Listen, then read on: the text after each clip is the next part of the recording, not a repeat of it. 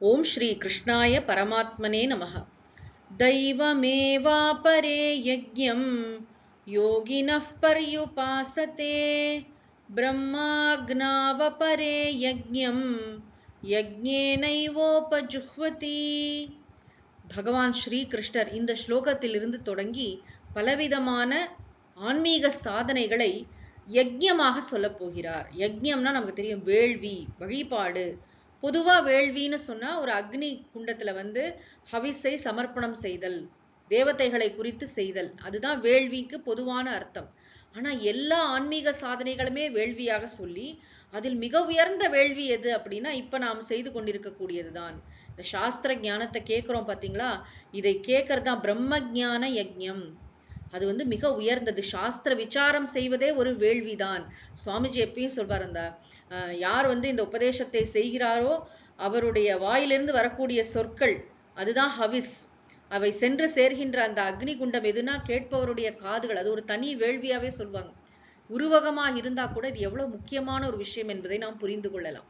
ஆக வேள்வின்னு சொன்னாலே ரொம்ப உயர்ந்த ஒரு விஷயம் நமக்கு தெரியும். இந்த முதல் ஸ்லோகத்துல பகவான் என்ன சொல்றாருன்னா, பொதுவாக உலகத்துல சாதாரணமா வைதிகமாக நடக்கக்கூடிய வேள்வி. அப்பரேனா வேறு சிலர், யாரோ சிலர் என்ன செய்யறாங்க, யோகினாக, நன்றாக அந்த ஸ்ரத்தையுடன் கூடியவர்கள், தெய்வமேவ, தெய்வம்னா தெய்வங்களை குறித்து, இந்திராய ஸ்வாஹா வருணாய ஸ்வாஹா என்று சொல்லி யஜ்ஞம் பர்யுபாசத்தே, வேள்வியை செய்கிறார்கள். தேவதைகளை குறித்து அக்னியில் அவர்கள் ஹவிஸை சமர்ப்பணம் செய்கிறார்கள். அது முதல் யஜ்ஞம். இரண்டாவது லைன்ல என்ன சொல்கிறார் என்பதுதான் மிக முக்கியம். வேறு சிலர் என்ன செய்யறாங்க தெரியுமா, பிரம்ம அக்னௌ அப்பரே, வேறு சிலர் பிரம்ம அக்னௌன, பிரம்மமாகிய அந்த நெருப்பில், பரம்பொருளாகிய அந்த நெருப்பில். எப்படிப்பட்ட பரம்பொருள்? பகவான் 2வது அத்தியாயத்திலிருந்தே சொன்னாரே, அழிவற்ற, மாறாத, எல்லா காலத்திலும் இருக்கக்கூடிய ஆத்ம தத்துவம்னு சொன்னார் இல்லையா. தூய இருப்பு, உணர்வு, இன்பம், துன்பத்தின் சுவடு கூட கலவாத, சம்சாரம் என்ற பெயர் கூட இல்லாத அந்த உத்தமமான இரண்டற்ற மெய்ப்பொருள், அதுதான் பிரம்மன். அந்த பிரம்மமாகிய அக்னியில் யஜ்ஞம், இந்த 2வது லைன்ல இருக்கிற யஜ்ஞம்ங்கிற வார்த்தைக்கு ஜீவன், ஜீவாத்ம புத்தின்னு அர்த்தம். நிஜமாவே ஜீவன் எடுத்து பிரம்மன்ல போடுறோம்னு அர்த்தம் இல்ல. நான், யான், எனதுங்கிறது தனித்தன்மை இருக்கு இல்லையா, அதை விடுறோம். அதை பிரம்ம அக்னியில போட்டா என்னாகும், அக்னிமயமாயிடும் இல்லையா, காணாம போயிடும் இல்லையா.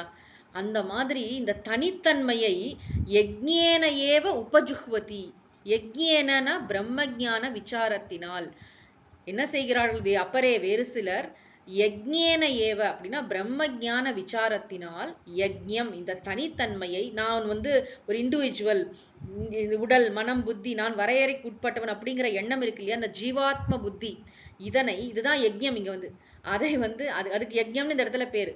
அதுதான் இங்க ஆகுதி. அதை என்ன செய்யறோம், பிரம்ம அக்னௌ உபஜுஹ்வதி, பிரம்மமாகிய அக்னியில் வேள்வி செய்கிறார்கள், இடுகிறார்கள். அப்படின்னா என்ன அர்த்தம் அப்படின்னா, தனித்தன்மையை அழித்து விடுகிறார்கள்.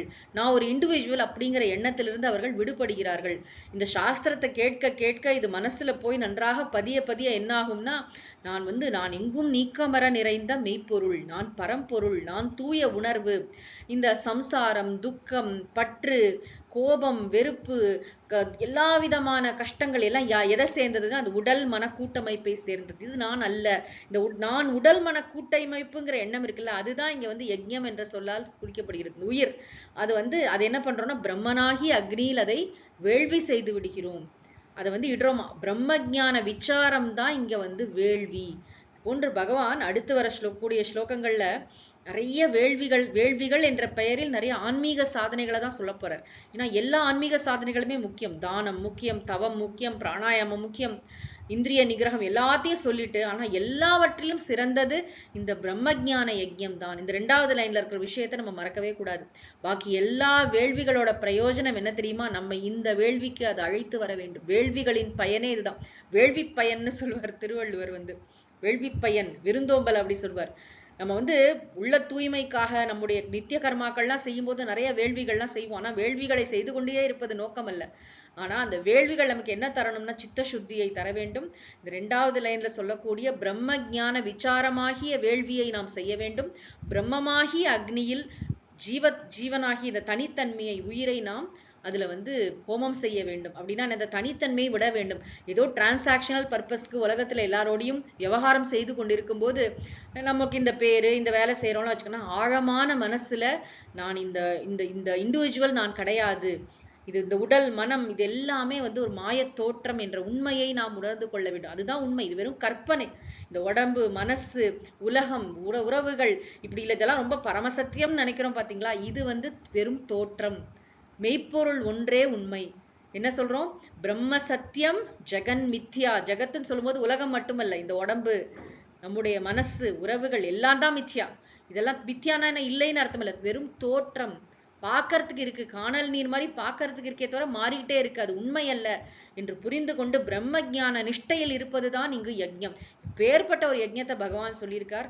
அந்த வேள்வியை தொடர்ந்து செய்வதற்கு பகவான் ஸ்ரீ கிருஷ்ணர் அனுகிரகம் செய்யட்டும். ஓம் சாந்தி சாந்தி சாந்தி.